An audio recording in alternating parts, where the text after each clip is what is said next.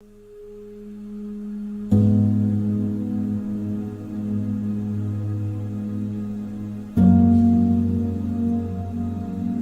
of us fail in life because we're afraid of what everyone around you is thinking. That's 100% truth.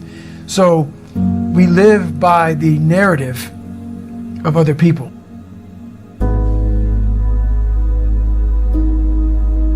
When I first called a recruiter to be a Navy SEAL and I was 297 pounds, the first recruiter looked at me and said, "You're not going to be able to make this, man." So what he was doing was he was projecting his energy on me. He knew he couldn't be a fucking Navy SEAL. So God help this black guy, because I was only the 36th African American to make it through in over 70 years. How's this black fat guy gonna make it through in my ass? He wouldn't even willing to try. So he's projecting this. So a lot of us who are negative people, all we do is project how we feel on other people. So what happens is that there's a lot of negative people walking around the planet Earth who are afraid to try.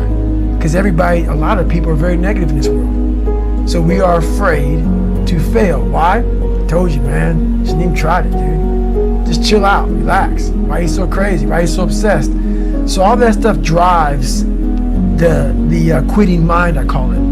The mind wants to quit. The mind's tired. The mind's tired. The mind's deserving.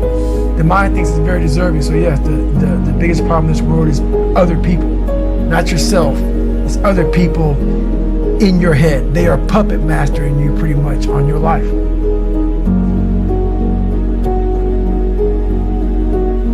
And is that why you've talked a lot in this podcast about getting rid of noise, quiet, alone? Is that part of that equation? It's all a part of it. Yeah. Because I realized once I was talking to myself the right way and all this shit wasn't in my mind, wow, I went from this piece of shit kid who thought he was dumb, not successful, insecure, who stuttered when I first saw somebody, to a person who can now do all these things just because I now control my own mind. And I don't care. A lot of people say they don't care.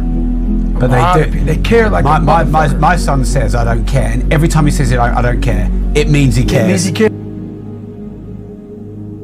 When you get to the point where you really fucking don't care, you don't have to say you're dangerous. You become very, very dangerous. I'm not saying don't care like, I don't care if I do that. No, when you don't care about other people and how they view you, about how you walk, how you talk, how you dress, where you want to go with your life. You know, growing up, I didn't want to tell anybody I wanted to be in the military. Because why? Some of my black friends, I was afraid of what they think. You know, why you want to join the fucking military, man? Why the fuck you want to do that shit? I was afraid of what other people thought about me. So now, when I go in the military, I didn't know you want to fucking join the military. Yeah, I didn't tell you because I was afraid of what you thought. Once again, man, you're allowing other people to shackle your mind. It's the worst thing in the world.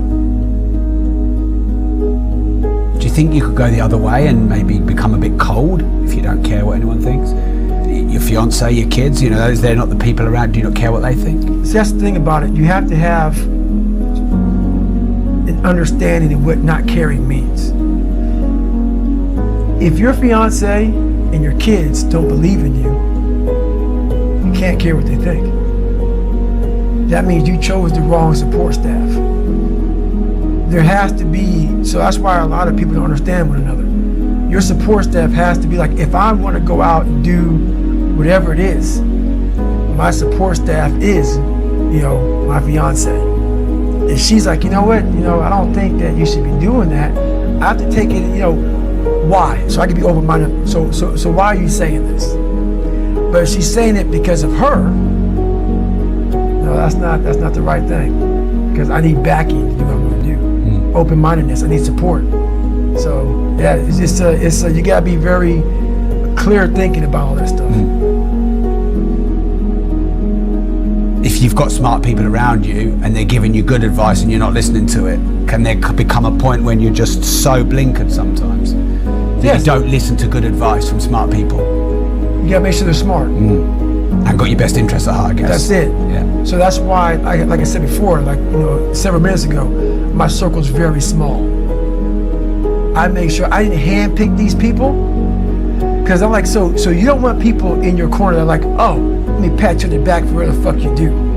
I don't want people patting me on the fucking back because I fucking woke up in the morning. No. So you don't want that. You want people who are honest with you, who are going to tell you what the fuck is honest. Honest and truthful people. So someone who's honest and truthful, who has lived and is accountable for their own personal life, that's who you want in your corner. Say, hey man, you know what? You're pretty fucking dumb for doing this, dude. Like, this is not smart. Or you're being a turd today. You're not getting after it. That's who you want in your corner. So you don't want a lot of people, hand-pick people to be in their corner who kiss their fucking ass. You don't want that. So one of my best qualities is I'm open-minded to the right people, but I don't respect a lot of people. Because how am I going to respect you, not you personally, but anybody, if you're not fucking grinding every day? And I don't mean working out, getting to the gym, really going out there and grinding. So if you don't know how I'm living my life, how am I going to respect you? So you have to be a hard worker, period, dot. You got to work your fucking ass off. That's where I gain respect for you. So if you're working hard every day, now you have an opinion in my eyes. But if you're just a guy who talks shit and you live this fucking life of talking shit, come on, dude. I understand one thing. You're just talking shit. But if I see you every fucking day of your life trying to be better, every day going through all the wickets to be better, you got my attention. I respect you now. So respect is the first thing.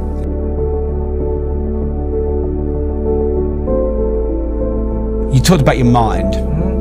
Is emotion and how you feel, do you see that as the same thing or different? And have you tried to control how you feel, how you react to people, anger, jealousy, hate, whatever, and trying some kind of mastery of that? Do you see that as different to the mind?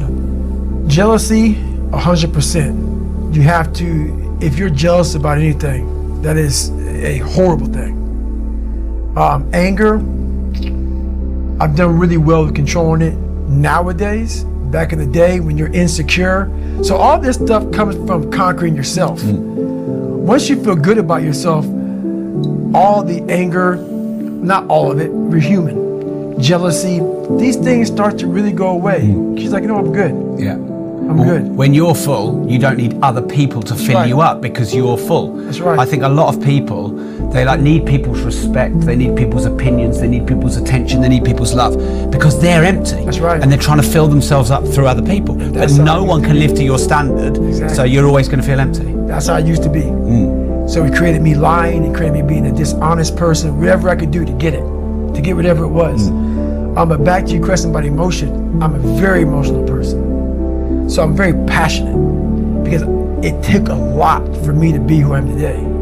So I'm very emotional. Yeah. But it's just the passion in me about the sacrifice I put into being who I am today. So. And sometimes that spills over, sometimes you lose control of it?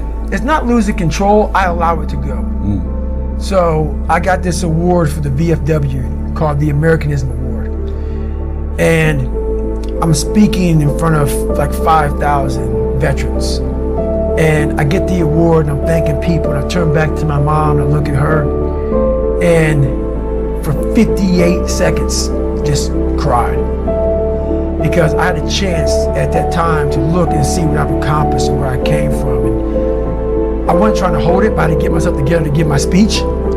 But it was a very proud moment for me to be able to reflect and say, okay, man, you've, not like I've earned that right to cry or to be emotional, but it felt good that literally I grinded myself into a fine powder to get where I'm at today. And it just came out in that way.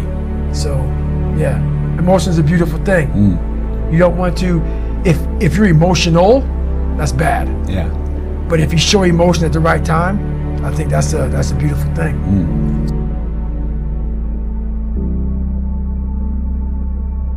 You want to be in control of your mind.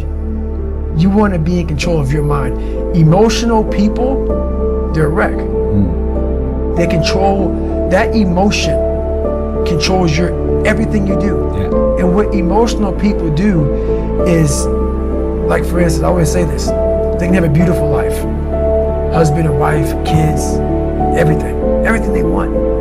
But it's the one thing that they don't have that makes them emotional. So that emotion makes them focus on what they don't have. Emotion makes them focus on everything negative, everything. Pity party, woe is me, this didn't happen. So your mind loves that. It loves talking to other people. Oh, this is all fucked up, man. You know, think about it. People love to bitch and complain about everything. So when you're sitting there, you may spend weeks, months, years bitching about the same thing. So what have you done? Nothing. There's no solution in that. Yeah. But most of us live there. Oh, this other guy got the pay raise, the other guy got this, the other guy got that. And we live in this emotional state of, woe is me. Nothing gets accomplished.